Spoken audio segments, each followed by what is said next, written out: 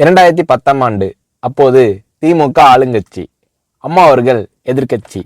ஒரு பெரிய மிரட்டல் விடுத்து அம்மா அவர்களுக்கு எதிராக மதுரை மாவட்டத்தில் பல இடங்களில் போஸ்டர் ஒட்டியிருந்தார்கள்.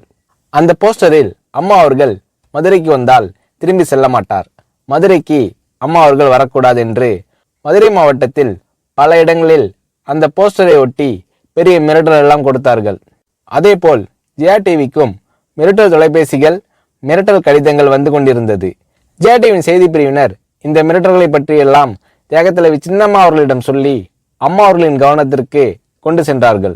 அம்மா அவர்கள் துணிச்சல், வீரம், கம்பீரம் இவற்றின் ஒட்டுமொத்த உருவம்.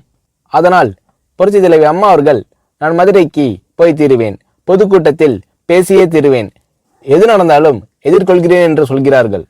ஒரு கட்டத்தில் ஜெயா டிவிக்கு மிரட்டல் எப்படி வருகிறது என்றால், ஜெயா டிவியின் அலுவலகத்தை வெடிகுண்டு வைத்து தகர்ப்போம், அம்மா அவர்கள் மதுரைக்கு வந்தால் ஜெயா டிவியை ஒழிப்போம், இப்படியெல்லாம் நிறைய மிரட்டல்கள் தொலைபேசியின் வாயிலாகவும் கடிதத்தின் வாயிலாகவும் வந்து கொண்டிருக்கிறது.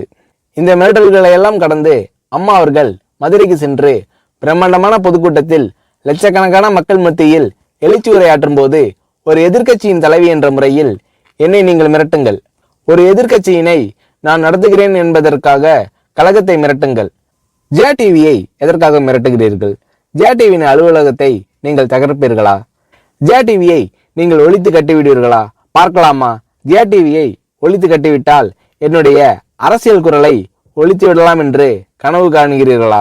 ஜெயா டிவி என் உயிருக்கும் மேலானது, நான் என்னுடைய உயிரை விட அதிகமாக நேசிப்பது, என்னுடைய அரசியல் கரமாக நான் போற்றி புகழ்வது, அதன் மேல் நீங்கள் கை வைப்பீர்களா, பார்க்கலாமா என்று எழுச்சி உரையாற்றினார் புரட்சி தலைவி அம்மா அவர்கள்.